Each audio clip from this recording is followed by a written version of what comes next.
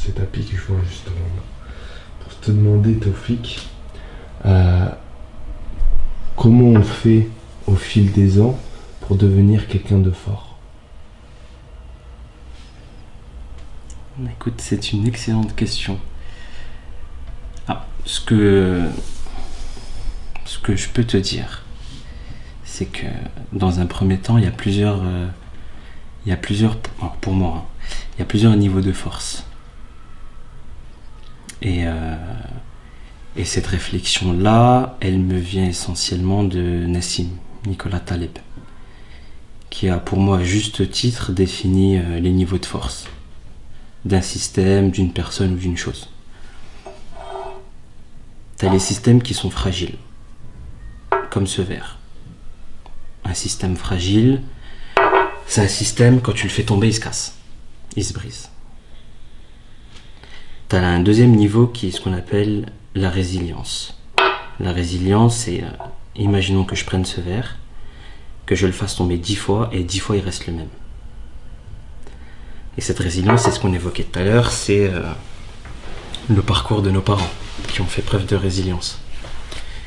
En venant en France et qui ont réussi à construire, à bâtir des choses en terrain hostile, et qui ont fait preuve de résilience.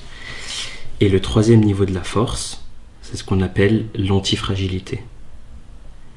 Et l'antifragilité, c'est lorsqu'on soumet une contrainte à un système, il ressort beaucoup plus fort de son état précédent. Exemple, ce qu'on évoquait tout à l'heure, quand tu fais de la muscu, tu portes un poids qui est élevé, l'objectif c'est de déchirer tes muscles pour que lorsqu'ils se réparent, ils deviennent plus forts. Donc la force ultime, c'est ce qu'on appelle l'antifragilité. Et on devrait tous tendre vers ce qu'on appelle l'antifragilité. Et cette question, et ce que tu évoques aujourd'hui, pour moi, c'est une question d'actualité, c'est une question du moment, c'est une question importante, parce qu'on est dans une période compliquée où beaucoup de personnes s'interrogent sur leur place dans la société. Leur place, elle a été, entre guillemets, pour certains d'entre nous, conditionnée par un choix audacieux, celui de nos parents, de venir en France et de bâtir des choses dans un climat qui n'était peut-être pas facile.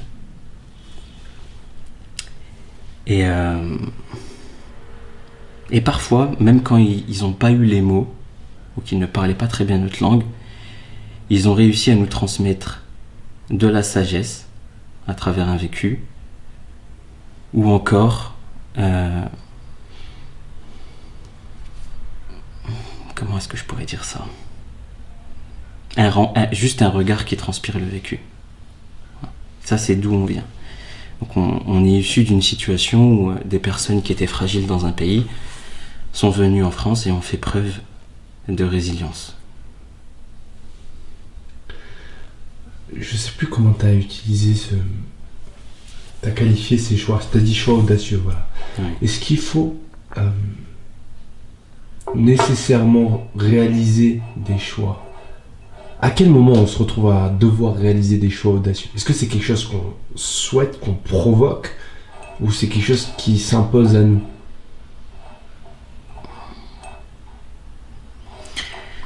Tu as plusieurs situations. Tu as les situations où tu dois toi-même provoquer la situation. Donc par exemple, tu dois faire preuve de résilience quand tu as une épreuve. Et tu as ce qu'on appelle le signe noir. Le signe noir, là encore décrit par Taleb, le signe noir, c'est un événement aléatoire qui survient une fois tous les je ne sais combien de temps, l'apparition d'un signe noir. Et quand tu as un signe noir dans ta vie et que tu le prends et que tu l'acceptes comme il est et que tu l'utilises pour avancer, tu changes de manière considérable ta vie. Comment on reconnaît un signe noir? C'est toute la difficulté de la chose. Comment est-ce qu'on reconnaît un événement qui sera capable de nous propulser, quelque chose qui va venir changer significativement notre vie? Il n'y a pas de mode d'emploi. Néanmoins, on sait que tous les grands changements dans une vie, elles sont à l'origine issues d'un signe noir. Ça se compte en matière d'années? le délai entre ces signes noirs? Jour, semaine? Non, ça peut être par exemple tendre la main à une personne, aider une personne à une problématique. Ça peut être ça peut être quelque chose d'anodin et d'aléatoire. Il y a une histoire qu'on raconte, et je ne sais pas si elle est vraie.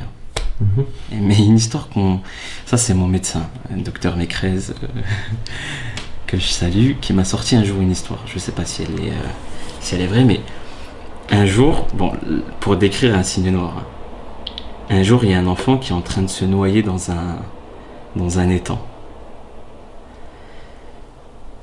Et cet étang-là, les terres, elles appartenaient à un lord. Et du coup, il y avait un paysan qui était en train de travailler la terre. Il voit l'enfant qui est en train de se noyer, il court, il le sort de l'étang et il le sauve. Le paysan, il continue son travail, et puis pour lui, c'est anodin ce qu'il a fait, il a sauvé un enfant. On comprendra que ce sauvetage, c'est un signe noir. Il sauve cet enfant. Le lendemain, le riche propriétaire des terres, qu'on appelle Milord, il vient voir le paysan. Il dit: l'enfant que tu as sauvé, en réalité, c'est mon fils, que tu as sauvé de la noyade.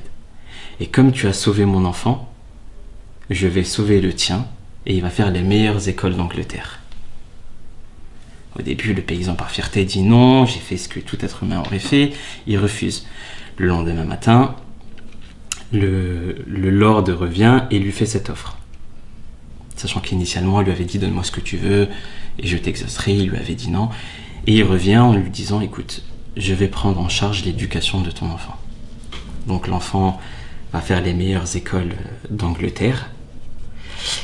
Et un jour, donc cet enfant devient médecin. Et un jour, on lui amène un patient que personne n'arrive à sauver. Tout le monde a tenté des choses, personne n'arrive à le sauver. Et ce médecin-là arrive à sauver le patient. Maintenant, ce que je te demande, donc c'est une histoire qui a eu un impact mondial.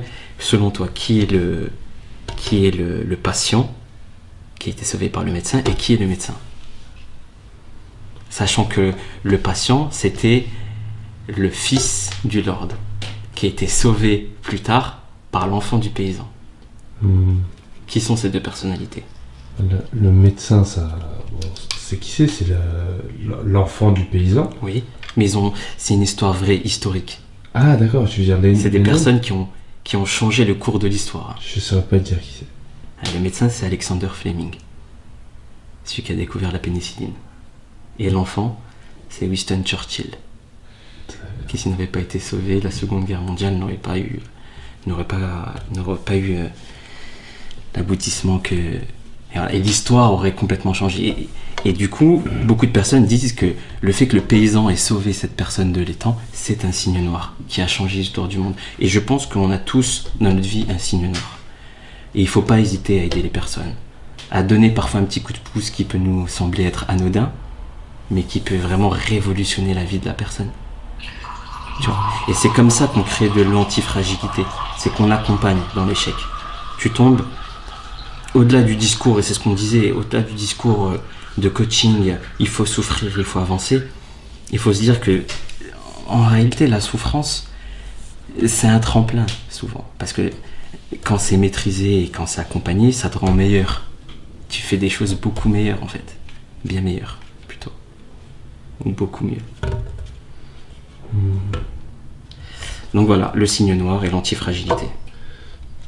Toi. Et tu couples ça avec l'enfant intérieur, le fait de croire en soi, et je pense que t'as un bon petit cocktail. Dans ton quotidien, la souffrance, elle occupe quelle part? Est-ce que tu as le sentiment de la côtoyer tous les jours? Est-ce que c'est une fois par semaine? Est-ce que c'est une fois dans le mois? 3 fois dans l'année? Alors déjà, il faudrait qu'on arrive à définir qu'est-ce qu'on appelle la souffrance, si c'est la notion de manque ou le sentiment de... Qu'est-ce que tu appelles souffrance? Qu'est-ce que ça évoque en toi? C'est vrai que la souffrance, pour moi, ça serait plutôt la notion de manque. On peut à certains moments manquer de certaines choses ou effectivement ressentir de la souffrance. Qu'est-ce que je pourrais te dire à ce sujet-là?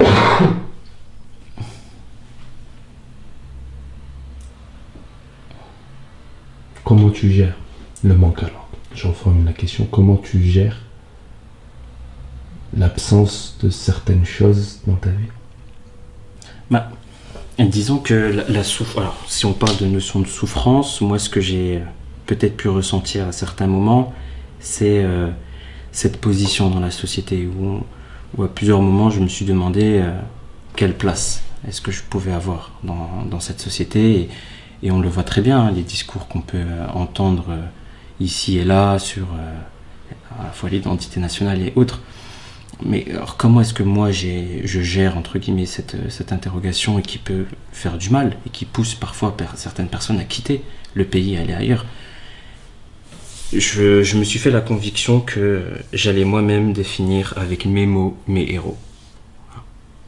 Et quand tu ressens un manque et qu'une personne te manque mais que t'y associes la notion d'héroïsme, ben en réalité ce manque se transforme en booster.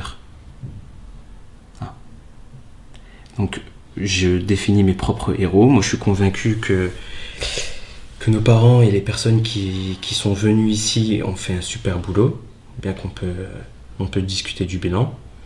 Et pour moi ce sont des héros qui sont un moteur au quotidien.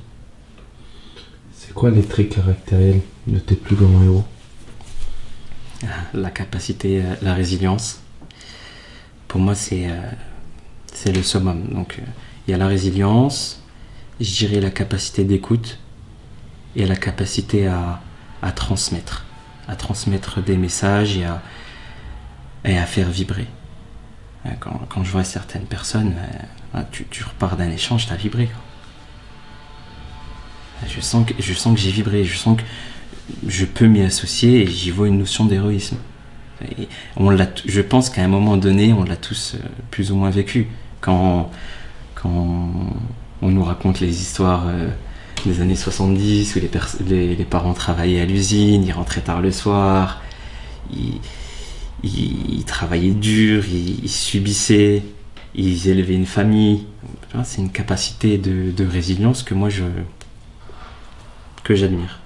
Voilà, donc j'en ai fait mes héros. Comment on devient un héros?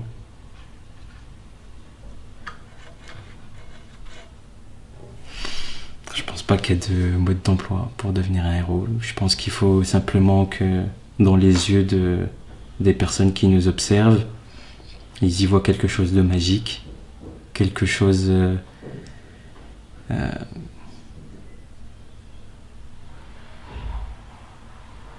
quelque chose d'envoûtant, quelque chose qui donne la force, qui donne de la volonté. Inspirer, voilà. Je pense que ce serait le bon mot. Un héros, c'est quelqu'un qui inspire. Est-ce qu'aujourd'hui, ils ont disparu? Alors, certains de mes héros, effectivement, nous ont quittés, paix à leur âme. D'autres sont encore présents et continuent à nous... ceux qui nous ont quittés, continuent déjà à vivre en nous et à travers les enseignements qu'ils nous ont donnés, à continuer à symboliser l'héroïsme. Et ceux qui sont présents, c'est un soutien au quotidien et puis c'est une lumière. Quand on est dans l'obscurité, comment on fait pour ne pas perdre de vue cette lumière? Ça c'est compliqué, mais c'est peut-être bateau comme phrase, mais il faut souvent revenir à la source. Revenir à l'état initial, d'où on part, d'où on vient. Pourquoi est-ce qu'on en est arrivé à cette obscurité? Quel est l'événement qui a fait qu'on a dérivé ou on en est arrivé là? Et puis en général, quand on arrive déjà à comprendre d'où on vient et quelle est la cause, on a fait une bonne partie du chemin. Comment parvenir à comprendre, à s'en rappeler quand autour de nous il y a trop de bruit?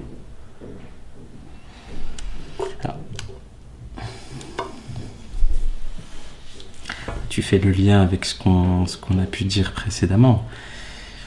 aujourd'hui, tout le monde a un avis, tout le monde l'exprime et pas forcément l'esprit le plus critique. Donc, il faut parfois savoir éteindre le bruit et écouter son bruit intérieur. Ça, c'est important. Mais on est dans une société où aujourd'hui tout le monde a un avis. Tout le monde s'exprime sur un sujet.